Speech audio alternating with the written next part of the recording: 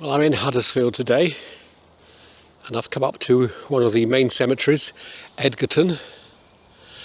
Huddersfield was formerly a very wealthy textile producing town, mostly based around the wool industry. So we should see some fairly large and elaborate memorials here. Let's take this entrance over here.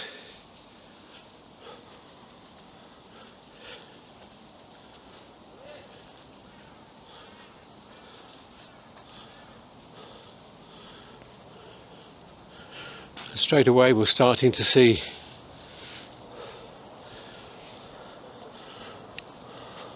a wealth of very large memorials and tombs.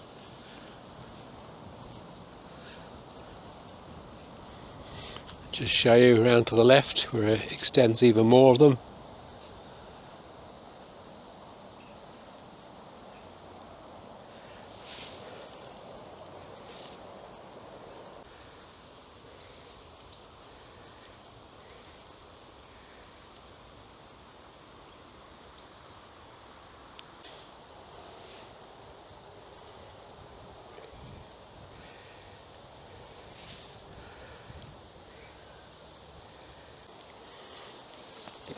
A long shady path planted out with these are oak trees right the way down, crossing to here where they've cut a lot of the grass but also left some of the wildflowers. It works rather well.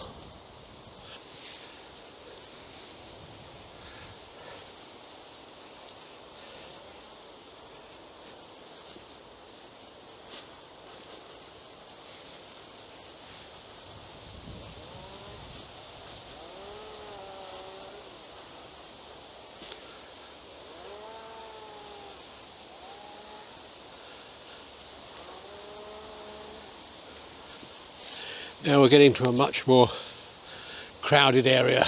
These are the older stones, and we're looking at several hundred. If I pan round, it continues right the way down there.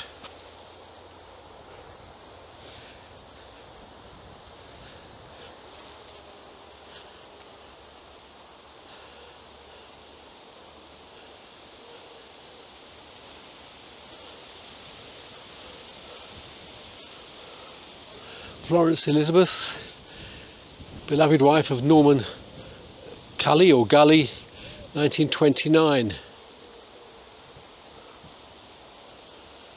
And we're looking up to the Chapel of Rest with the spire, and we can see the very large memorials are back near the main entrance. We'll work our way round to those.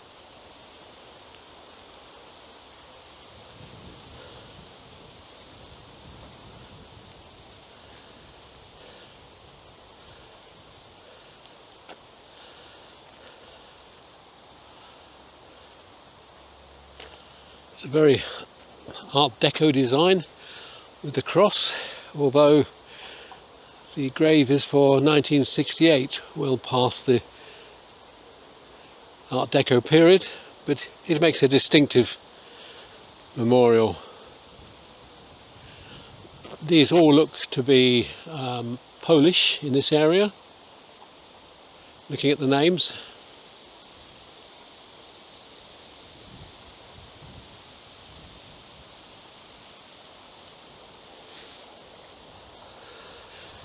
Now this is quite a steep path, working our way up towards the main entrance of the graveyard.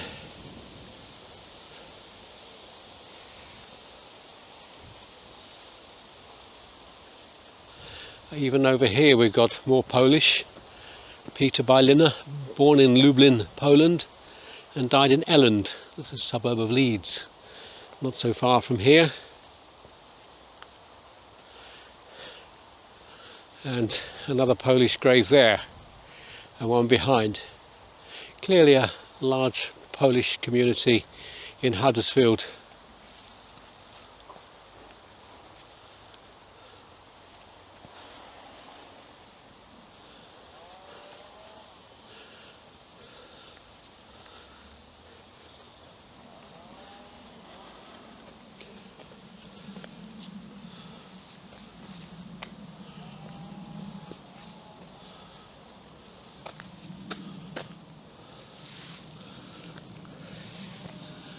We're looking at the larger memorials directly in front.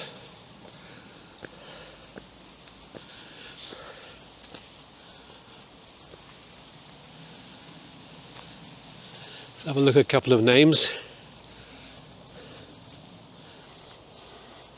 This black one on the right here is Mary, the wife of Walker Sykes. Is that Jarvis or Janvis Walker Sykes? Tall one here, Thomas Kettlewell. Lizzie Ritchie, younger daughter of George and Margaret Maitland. She seems to have been about 14 years. In loving memory of John Hammond Crowther, an engineer of Greenhead Road in Huddersfield. And so as we move along, we see more and more of these larger memorial stones. We're crossing the path here and there's a great mass of elaborate memorials. This is in remembrance of the wealth that used to be in this area with the textile industry. There was a lot of money here from those that owned and ran the mills.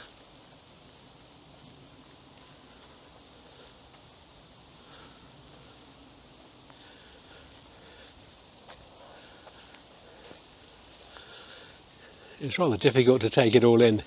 There's just one mass of names. I'll look at this pointed one and zoom in for you. Francis Cliff Watkinson, cremated in Manchester, and Sarah Ann, the wife of Edwards Watkinson.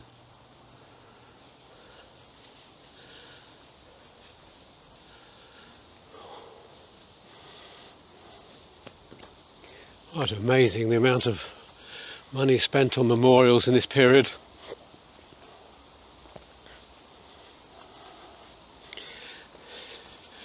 With so many people buying large memorials, how did you make yours stand out from the rest?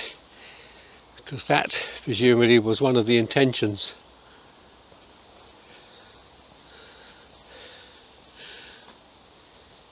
Well, over the back there's a very large square white one which does stand out rather clearly.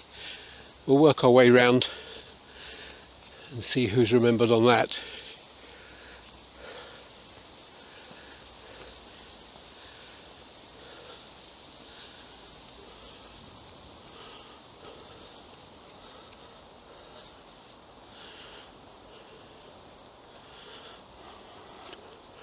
On this side it says Robert Mason, the husband of Alice Cook, 1940. And then we have Elizabeth, the loving and dearly beloved wife of Robert R. Cook, Eversley, Park Drive, who after a beautiful and faultless life died 1917, age 62, one of God's noblest women. And then her daughter, who died at 7 months. A lot of work's gone into this with the carvings around the base.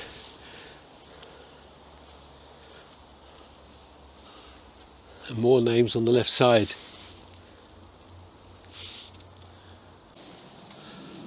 Well, there is so much to see.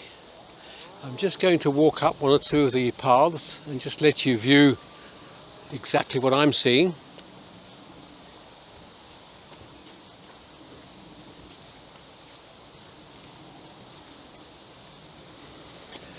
This one here in white, Harry Kilner of Marsh, 1936.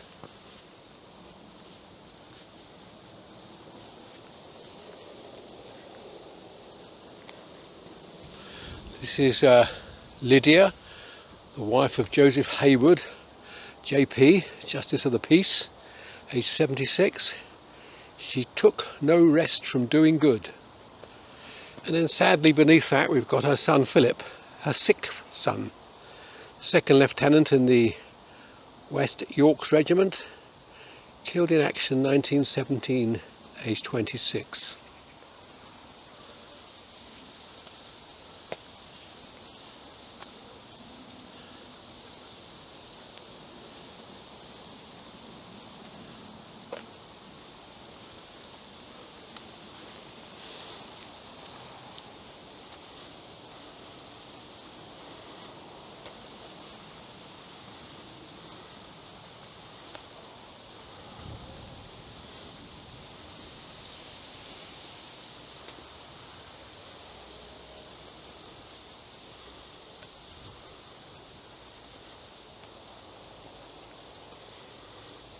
Somebody planted a rose bush on this stone some years ago, and it's become massively beyond any control.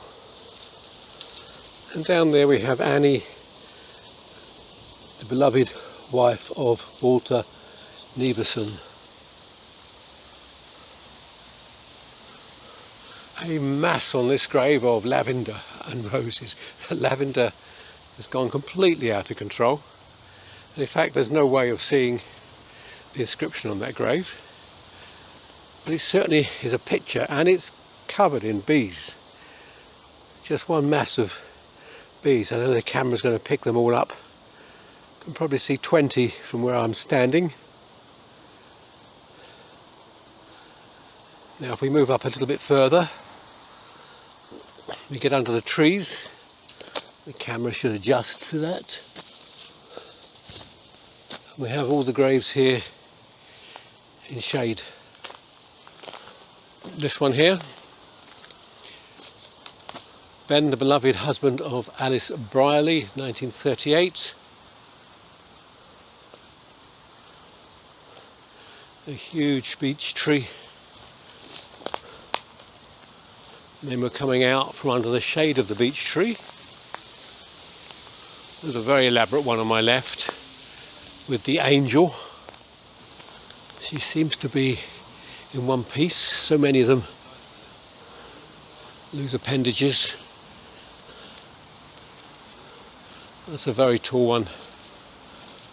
The name on the bottom there is John William Day, Bankfield, Mould Green and Parkholme in Harrogate, 1909.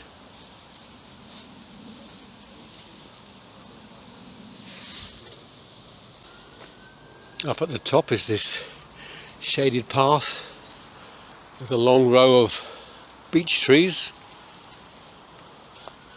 and 2-3 rows of memorials on my left.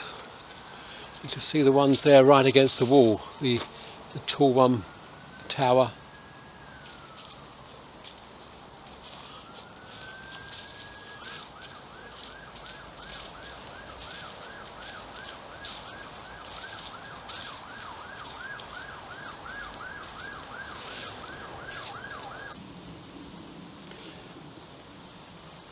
Pick a couple of names. This is Harold Thackeray, John and Ethel Manknall. He died in his 9th year. And then it mentions the 2 parents.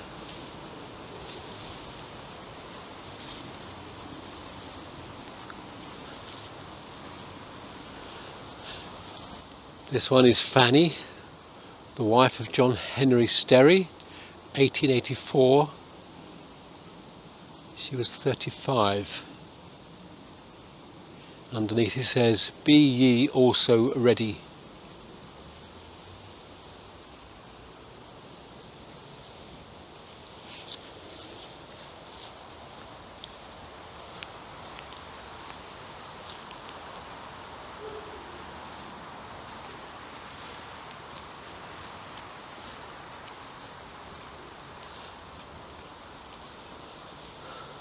Wildflowers are creeping in here, the yellows and the pinks.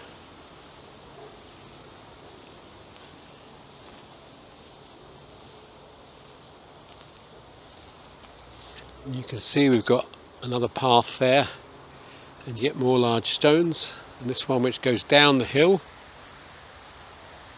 Stones as far as you can see. These are solid square blocks. This one's Norman Kirkbrooke, St John's Villa, who died in 47. And then some other people underneath, his wife and his daughter. And again, a square block. Got a feeling of the Art Deco period about it, although the first one is 1951 of Botham Hall in Huddersfield and their daughter.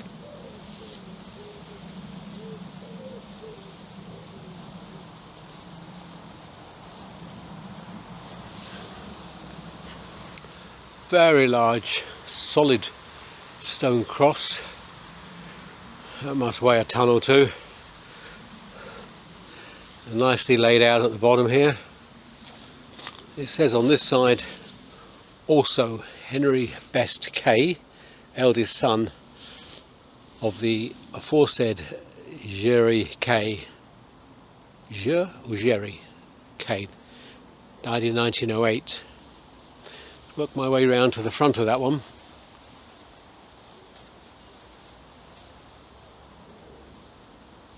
In fact, it's got some stones standing right in front of it now. William Johnson Kay, Justice of the Peace. And this one standing right in front of it and almost blocking the inscription is Herbert John Greenwood of Upper Apsley, aged 22. One with the pointed spire on it, in beloved memory of Annie Serena, second daughter of Benjamin and Anne Beaumont of Newhouse, 1873. There's just so much to see, so much to read. Now this is obviously an infilled grave amongst these earlier ones. Looks like the Arabic script on there. Mohammed Asif, 1983. And he would only have been 8 years old. Hence the grave is quite a small grave.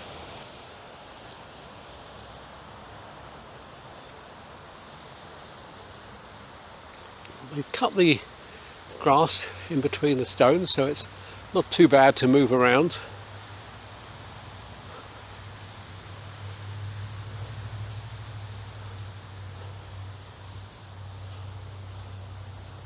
One here, Beatrice, the wife of Tom Walker Story, and then Tom Walker Story in 52.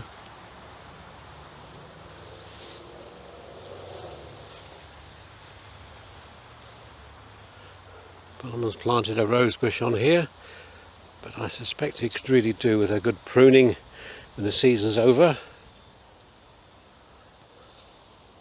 Oh, there's a war grave here, tucked in amongst all the rest here.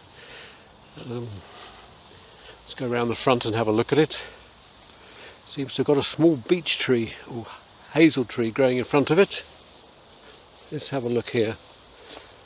H.N. Aston, Yorkshire and Lancaster Regiment, 1918, aged 27.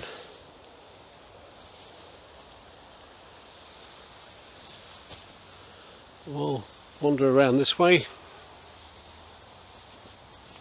We'll have a look at this big one here. You can see it's got these sort of interesting posts, should be on each corner. In fact, that and further down seem to have gone missing. In fact, the only two left out of the 6 that would have been there are the 2 at the back. I wonder what people do with them. This is John Woodhead Crossland of Thornton Lodge. He died in 1873. There's a mystery as to why those short piers would have gone. You can see the marks on the ground. They wouldn't have toppled. They have been removed for some reason. John Woodhead Crossland, 1882. And another example where planting what was probably a little ornamental rose bush on a grave and then ignoring it for many years. It takes over the grave and it's pushed the curbstones out and it's hidden the inscription, although it does say Cartwright down there. That certainly needs a heavy pruning. Tall, elaborate memorial.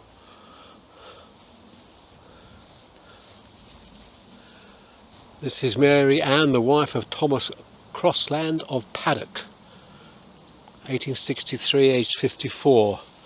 Let's move round to this face.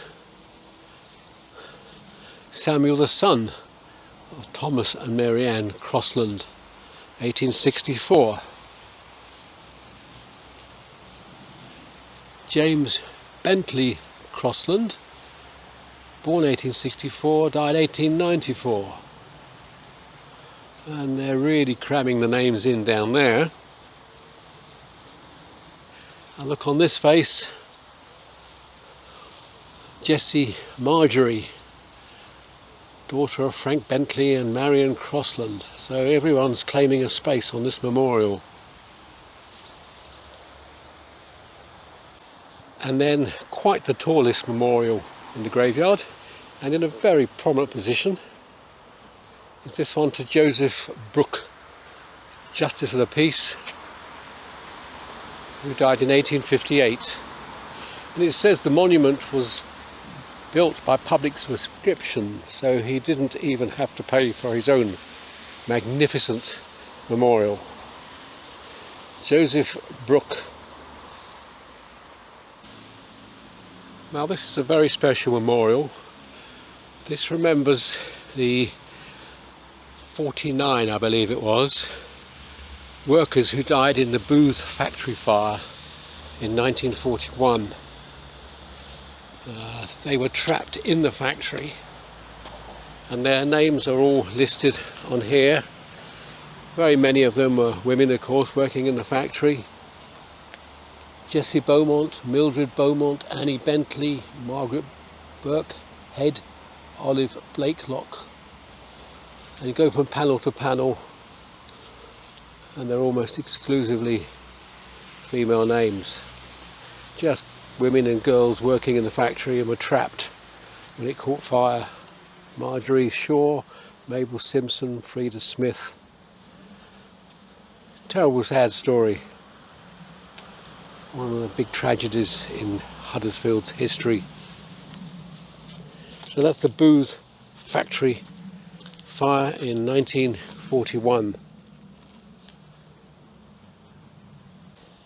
And directly behind the Booth Memorial we have this garden of remembrance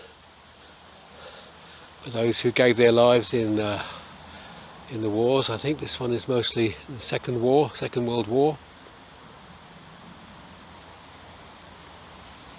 About 28 names here.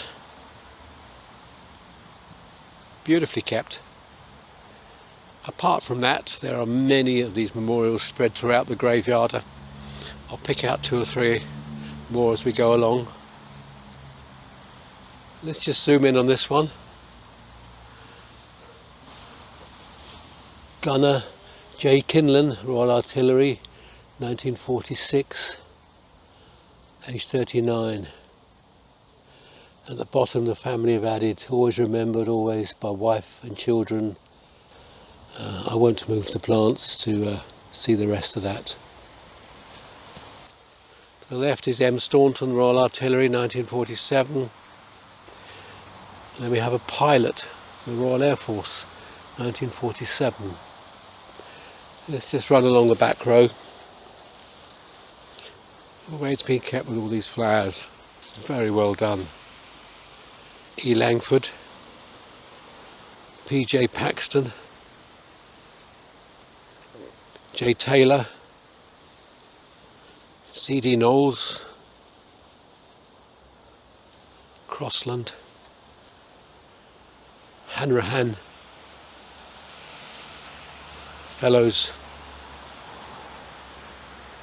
Rushworth, Hanson